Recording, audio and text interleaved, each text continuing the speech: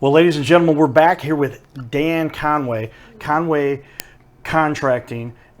There's a lot that goes into building buildings, especially when you're talking commercial grade. We've got a lot of great examples here we're going to share with everybody. We want to get into some more depth here. We've got some important questions to ask Dan, though, and that is the first one I love to get into because there's, I guess, when you're talking about a house mistake with a residential place, it could be a $10,000, $15,000, $20,000 mistake. When you're talking commercial, yeah, you could be getting into hundreds of thousands, if not millions of dollars. And tell me, what happens? What kind of mistakes do businesses need to be wary of when they're... Well, when you're searching for, just like residential or commercial, you really want to research your contractor, their experience, and get references. Commercial construction, just like residential, can be pricey. And, the common complaint that we see is, hey, I've got a brother that does commercial construction. I have an employee that does commercial construction, or they'll engage in a contract with someone who's just become a commercial contractor, and it's a super tricky renovation or something like that. And they're like, 30%, less than us or something like that. And I know design and I know costs. And I tell the clients is, you can't build it, you can't do it for that. And then they go for the shiny object, and the horror stories, they come back 6 months, 9 months, 12 months later, and they'll spend 50% more than what we originally bid because the contractor's gone out of business, things have gone AWOL and everything. It's very important for both residential and commercial, to do your references, check on experience and on similar type projects. Yeah, that's where we talk about it's a recurring theme. My dad would say cheap can become very expensive. Yes. You're saving some money. There's something missing there, especially when you're talking about commercial, because it could be $100,000, $200,000, and all of a sudden now you're putting 20-30% on top of that to make it right. Right, just like I had mentioned, I've done some printing facilities, and they're buying $3 million to $10 million printing presses, putting it on a foundation that you got to improve the subgrade, down 10 feet, and you've got to, compact the dirt to, 100% compaction, and, make sure these slabs have a super high tolerance of, 7/8, thousandths of an inch or whatever it's got to be. But you can't have a printing press changing addresses on you, especially a $2 or $3 or $10 million printing press. It's got to be done right. Yeah, this is where why commercial is so essential to the business side of the world. Yeah. These little differences. You talked about it in the first show. Check out that first show, everybody. The first show, we went into some real good information about the commercial process and what it takes and what the differences are, because these the attention to the detail is where I was going. The details are important, and especially when you're talking about a printing press, that thing gets adjusted this much. Now everything's printed, off the side of whatever they're printing, and it can't be giving out brochures where their print is offset unless it was intended. But that's not what they were trying to do. So important stuff to make sure that, and that goes into everything you're talking about too. Absolutely. How important is it, do you think, the integral part, where you stick with what you had somebody come in and say, oh, we can do this for $20,000, $100,000 cheaper, and you had to explain to them, here is the difference, and they still may make a mistake anyway. They come back to you afterwards. Yeah, it happens. Sometimes people have to learn the lesson the hard way. and like I said, is being a civil engineer, a designer and a builder, like I said, is we know design and we know costs, and we know where the line is in the sand, what you can reasonably do something for. And I try to do my best and explain it to some people. There's a lot of good contractors out there, but when they're going, like I said, for the shiny object, you got to be very careful. Yeah, and that could be a very costly mistake. Yes. Somebody would say, we're going to save $50,000. No, you're not. No. The shiny object, I like that, because a lot of people say, ooh, it's neat. We got shiny objects. We're wearing our rings here to represent the championships that the Cardinals bring and the excellence that they do. But they're not skimping either. I mean, it's kind of a similar theme. They don't spend the most on the market, the Yankees or whatever, the Dodgers, but they do what's required. They're getting the best bang for their buck. Yes, and put the appropriate funding in there so that you can make sure that you're not skipping out on something that doesn't turn out, because otherwise you end up in the cellar. You don't want to be at the bottom of the league every year. No. That's important. Okay. Well, I mean, as a matter of function, that's very important for people to understand that there are some mistakes that are often made, and those are mistakes that they can avert if they were to pay attention to that stuff. Who are the best employees that you feel you hired that come work with you? Well, we're always looking for highly motivated people that can run themselves. We're looking for civil engineers or individuals with a kind of similar academic background that can run commercial construction, estimate, and also do marketing. Well, yeah, because marketing is a key to the success of any business Yes. out there, and you Yes. need to make sure that the word is out and you represent yourself well. Yeah, I mean, if you know design and you've got experience, building buildings and estimating, then now you can sell.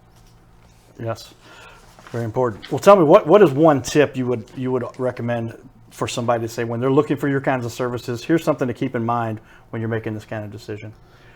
Is staying in a budget. So, what happens is, everybody, what's great about the design build process is, I ask people not to just know how much money is in their pocket, what is the budget on this project? And what we're trying to do is get the most bang for the buck within the actual budget of the project.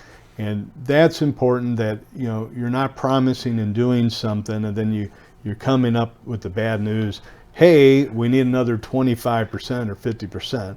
Well, yeah. That just doesn't fly for reputation wise and repeat business wise. And so, I think we do a really good job helping people explain contingency that they should keep, and we do our due diligence and we try to kind of root out all the unknowns, make sure we got soil borings, we investigate what's below the ground and everything. You're trying to get rid of all the unknowns and gotchas is right. What you're trying to do, and I think we do a pretty good job of managing the risk. Yeah, the gotchas could be very expensive when you're Very talking about a expensive. business, because a business, we talked about it a little bit in the first show, but if business goes down for a month or 2 or 6 months, they're out of business Right. potentially, and then there's no client, but you got to make sure. Well, and there's some cases we won't even do the project if they just like my fraternity house down in Rolla, they wanted to save $3,000 or so by not doing a soils report for the addition, and I said we won't even start, we won't even build it. Don't want to be involved and force them into doing it. Very important. All right, well then, along those lines, tell me a time when you really felt like you helped a client. You could tell they were about to make a bad decision, or they were already in a tough situation, and you had to come through and say, hey, let me explain to you what's going on here. Probably one of the neatest experiences was actually my own fraternity house, the Kappa Sigma house down in Rolla, Missouri. And our house fund was proposing to build an addition in front of the existing house and connect it with a porte-cochere or a walkway above the front parking lot. And the elevation of the addition looked okay, but it's the sight lines and the perspective. A building's got to look good as you're walking by it or driving by it from almost every angle. And everybody in the room was backslapping each other. Hey, that looks so great and everything. And I'm the only guy of like 15 people that raises their hand and said, you cannot build that building because you don't understand, it will not look good. And everybody just couldn't believe that I was bringing it up. And I said, well, we'll show you. And so we put like helium balloons at every roof corner of the building, and we took pictures as you would walk and drive by and up and down. And everybody got it. And then I went to the drawing board and I actually conceptually redrew the entire facility, and then worked with Dick Bush Architects, who's an incredible architect in Chesterfield, who put on an incredible money shot on it, and we turned it into an award-winning project. So it went from, it could have been the dog on campus to, now it's the showcase, on campus. Yeah, that's something a lot of people don't realize, the aesthetics and the way it can look Absolutely. from different angles. Absolutely. Because the lighting may look different, the sun coming in at different angles. Yes. And there's so much that you got to be wary of, because you don't want to have the campus Right. vote and they go, oh, you don't want to be part of that organization. If you see the way who they built built the it. Trout Lodge, it's like, Right. Okay, very important stuff. Well, it's good that you're looking out. And we got a lot of charitable stuff we'll talk about here in a minute too. Tell me the process though. So somebody says, Dan, I want to work with you. What's the process to get started? How do they? Well, I mean, we meet with people, and sometimes we bid work. Sometimes we're just strictly negotiating. Sometimes we're doing an open book process. We sit and meet with them, and some people may have some design services. They already got a favorite architect or civil engineer, so we sit down with them and we just ask them, what are you trying to accomplish? What's the overall big picture? What new tool or warehouse project or printing, what are you trying to build here? And then what are you trying to accomplish budget wise? And what services you got? We can supply all the other services, and we come up with kind of a process of what services you need, what is the scope. Like I said, they may have some bidders or some favorite electrician or an HVAC guy, and we put that all together, and so we figure out what the process is going to be, and then we go ahead and put it together, and then get all the pricing, and then roll it up into lump sum contract and get going. Okay, sounds like you've nailed this process down, but there's a lot to it because there's no room for error here. That sounds pretty good in a 30-second tidbit there, but no, there's a lot that goes into it, and it takes a team. I've got an incredible team back at my office. We spend a lot of time, like I said, training these folks, and I have to if you want to blow away your clients, blow away your employees. We treat each other like a client. We try to blow away our employees. They do an incredible job with our clients and interfacing and everything, and that's kind of part of the whole process. Now, I come up with another question that I was curious about, just as a matter of how has the internet and how has technology changed the way you do business? It's something 21 years ago, probably a little bit different. Yeah. Would you say it's a lot different? I think I think we accomplished like 5 times more, but we have to still, we accomplished 5 times more. That doesn't mean we get to work 2 hours a day. I think we're just producing, a lot more. Is the speed of life and business is just incredible nowadays. And it's incredible for, you can show up to somebody's office with a laptop or email or live stream, a 3-dimensional structure. You can now, spin it. You can fly into it. You can see everything. Right. There's nothing like being able to see it before you get it. And and the same thing with like we were talking about with cameras and everything is, clients love to see, to log in and see their project being built, with on-site, job site cameras. It's a great marketing tool. So the internet's, it's just incredible. Yeah, you mentioned that before, and it's just in the last 3 years or so. You said the technology with cameras. Yeah. You can put these remote cameras on; they're high def. You can watch them. Can you view that at any time and see where you're? Yeah, it is. The clarity of cameras, and you can get a solar camera with a SIM card in it, and so you can solar. You could put it anywhere with a SIM card, so you don't with being it's solar powered and everything, and then you get your clients just to log in right to that camera, and they can kind of see it. And then a lot of times afterwards, we'll send them kind of like a quick little movie clip, of a picture every day kind of thing, and see how the project progresses. So it's a great timeline, great marketing tool. Interesting, yeah. But technology is something you've got to stay on top of. Absolutely. These days, because if you're not doing it, your competitors are. Absolutely. And very important. Well, tell me, is there a particular, I like to jump off into a little bit of a different topic. Is there a particular quote you have that kind of helps you motivate, stay focused on what it is you've done over the years? Like my dad talked about, if you think you can, if you think you can't, you're correct. A couple different quotes is, don't be a cheat. Don't let the bastards get you down. And I actually think one of the most important ones is really your attitude, and okay. The Beatitudes. I can't remember the whole quote, but it's attitude will, break a break a business or a church. Having a good positive attitude, is better than, experience, education, and it's just so important to have a good attitude, walking into the office and getting everybody, onto the same wavelength. That's where you get the Cardinal Cowboy hat, because that essentially is the essence to what we talk about. Because if you don't have that right attitude, it can really take the direction of any project. It takes the wind out of everybody's sails. And I have to work some days because you've been kicked around to the curb a little bit. It's hard, but you got to. We're all so blessed, and we tend to forget that. And and I feel like I've been blessed and fortunate, and you got to have a good attitude. Well, there's a few famous speakers, and they've got shows on the internet and et cetera. But I saw a guest come on. He's a world famous. I have to look up who it was. Right, he's written 40 or 50 books. He says the book I think that was most impactful was the one that talked about attitude. Your attitude is the one thing that circumvents and can trump everything else. Everything. If you've got that in perspective, then everything can go right.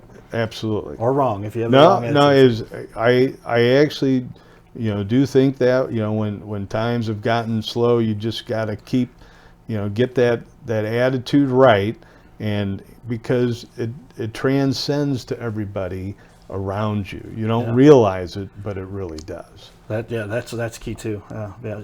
Your perspective you have out there, it rubs off on other people. You're saying, hey, I don't think we can do this. Oh, well, then it brings everybody down. But if you go out there and win that game and go after it. What is a big challenge you've had to overcome in your business career? Is like I said, we're always trying to work on, like I said, the quality control and the details. And I had a mason one time who decided not to put in, some standard masonry flashing on a project. And after about 2 years or so, we had a little bit of water infiltration around the perimeter of this building, which is completely unacceptable. And, I had worked with the architect for about 2 years to come up with some acceptable remedial details. And then we actually, we went in and we removed all the exterior drywall walls of the building and had the masonry come in there and rework all the penetrations to the building, and then we came back in and re-drywalled it and everything. I'd like to say that everything goes perfect and we never have a problem. That's not true, but like I said, if you want to show your salt and your worth, is stand behind your work, and if there's any issues, you got to take care of business.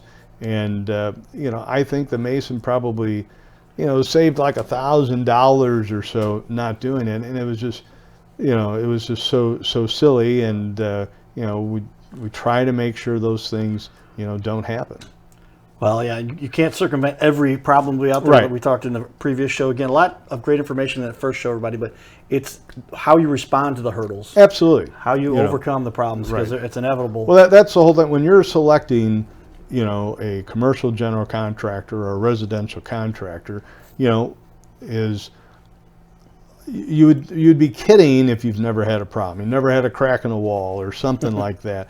And things do happen, but it's how you respond that shows your salt and your worth as a contractor, because you want somebody that's reputable, that's going to stand behind their work. And like I said, we've been doing it for 21 years. Very important there, everybody. Great note. Make sure you follow up and get it done right. And when there's a problem, fix it. Because that your reputation is on the line there.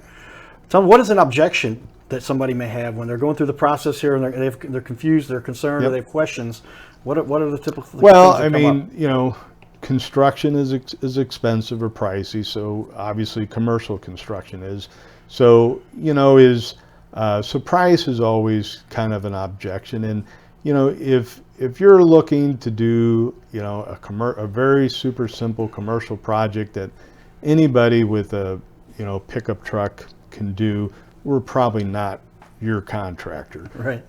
If you've got a kind of a complicated renovation or addition or new building or something, and you've got a budget in mind and you're trying to get the most bang for your buck, and you want a blow away design or something, we have relationships with 5 or 6 incredible architects, in St. Louis. And if you want a showstopper or a money shot or blow away design, we're your contractor. Yes, well, as somebody that has a reputation for putting together great work, as I look at your signs, I saw on some of your signs, I'm like, I've seen those signs around all over St. Louis. And you've been doing all over. Been doing this for a long time and built that reputation, or else Yes. obviously that's key to this success. So there it is. Do the work right, everybody. Build a reputation and make sure you're doing the work to the highest level. Well, then tell me, what is it that you get most satisfaction of? And at the end of the day, it's got to be pretty exciting to see these buildings you'll put together. And well, that's probably anybody in the construction business, from the laborers, the carpenters, to part of the team. When you can drive your family down the highway, and you're part of the whole labor crew or design crew, and you can say, hey, I built that building. Kind of one of the neatest things is I never meant to do all these fraternity houses, but another fraternity project that I did in Rolla, Missouri, on this Lambda Chi house, I had an alumnus who came up to me and just started hugging me, and was crying because he couldn't believe that you could renovate and put the additions on this fraternity house and turn it into an incredible, gorgeous, structure. Again, this was another Dick Bush architect, project that we worked with them on. And, how rewarding, to get a pat on the back or someone to shake your hand or to hug you, and is that emotional or passionate, it just makes you feel good that you've done something good. Well, that's what we're all hoping for. Somewhere, figure out a way to contribute to our little plan, because it gives you your own satisfaction. Right. Well, if you want to be happy, absolutely. If you're going to do something, blow it away. If you're going to do it, blow it away. You can become an expert in any field that you're doing if you spend that extra 15, 20 minutes a day, after a year's time, 2 years time, go ahead and learn all the different details, become that expert, that go-to person. Yeah, that's a great key, because as somebody who was learning the IT field, I'll give this example, I would build a Microsoft Exchange server in my house, in my basement. I got the static IP, and I ran the line out there. I was just barely within the 17,000 foot limit, but we did it, and then ran that thing. But that's how you learn, by doing it the extra mile. Absolutely. Why not, if you're going to do something, just blow them away, and that's what we like to do. Well, very good. That's what we like to hear too. The method to get there, everybody. Some secrets here we can share with you. All right, as we finish up here, we got a couple minutes left, but we know you contribute to the community. You've worked on a lot of charitable stuff. Tell me, how do you feel like you most contribute? Tell me about some of the projects you've done. Well, first thing, the whole St. Louis area is a very philanthropic community, so I'm just blessed to be part of the whole community. But we're very involved in the St. Louis Rotary Club and all their children's charity. And then my father was very good friends with Gene Slay of Slay Transportation, and Gene Slay has started the Gene Slay Girls and Boys Club, and I was able to build their satellite facility in South St. Louis City, which was very important to me. And then I have a cousin up in the Florissant area, Sue Geerling, who donates her time to the Sohope Community Center. And Sohope Community Center got flooded about 15 months ago from the Coldwater Creek flood. And they needed help. She put out calls for help, and perfect fit for us. We went up there when other people weren't responding and made some in-kind donations, and we renovated their place for what their insurance proceeds were, what they got from their landlord, and reopened just about before any other business in the building did. So, that's very important for me, and for my family and my business. All my people in my business are involved in the philanthropic. They're working some of the Rotary events and things like that. I think that's important for your little, wheel of life, circle of life. You got to have some balance in doing some philanthropic things. Makes you feel good about where you work. Yeah, it just seems like so many people lose track of the fact that if you don't give back, you're almost hurting yourself, because you get more by giving. You really do. Well, and the Rotary is an awesome organization. Yeah. My dad was a part of that for many years. You're also a Paul Harris recipient, right? Yeah, the ultimate award for somebody who's contributed. Talk about that and what that was like for you. Well, that was nice. I don't, I really wasn't looking for an award. A lot of people in the club, have that award, and it's just a neat thing that you've been, helped out, and you've given time, efforts, and money, to the club, and I'm very appreciative of that. Well, the Rotarians do a lot of great work in the community, and it's Yes. neat to hear you're part of that organization too. So, with that, we're going to put up on the wall. We're going to show off a little bit of the work with some of the projects that Dan has worked on, and we've got a long list here. So, a lot of these places you guys will recognize if you take a look here. So, take a look on the wall with me, everybody, and I'm going to scroll. I'm going to put these up for everybody to see now. So, you're looking at there. That's an Office Medical. You've got is this one of the fraternity? That's one of the Lambda Chi House, a facility down in Green Park, the Jacobs facility in Fenton. Nice, I've seen that. Okay, and then here we got your industrial warehouses. Yeah, we have Alcatraz Trucking down in Green Park. Eastern Metals there is a warehouse out in Elm Point, and we've done, like I said, projects from Kansas City over to Collinsville, from Pacific, Missouri, Rolla, Missouri. So pretty much 100 miles, occasionally 200 miles away from St. Louis. Well, there you have it, ladies and gentlemen. If you're going to get work done, you might as well get the best in the area.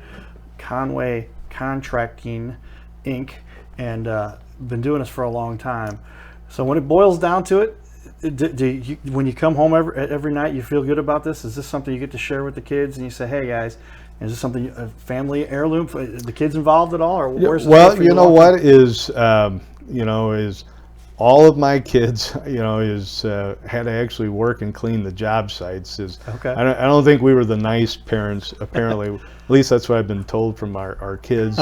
But our kids all had to learn a work ethic, and they all had to contribute towards their schooling and come up with their personal spending money. I know that sounds bad, but we actually we'd find them jobs. They would have to, literally, we would go every Saturday or whatever, and we'd clean the job sites, and incredible bonding experience. And my kids learned a lot of life skills, and I tell you is they know how to organize a job site. I know it sounds kind of crazy, but they it's always been good. Well, with that, ladies and gentlemen, experts, check out these shows. 2 shows now that will air on ABC on the Your Little Castle show, Thursday, Friday, and Saturday late at night. Check out our website. You can get all that information. Check out, if you missed these when they were recorded, go check them out on our websites. I give a copy to all of our guests here. Thank you, Dan, for sharing some of your expertise. Okay. Thank you sir. very much. Giddy up.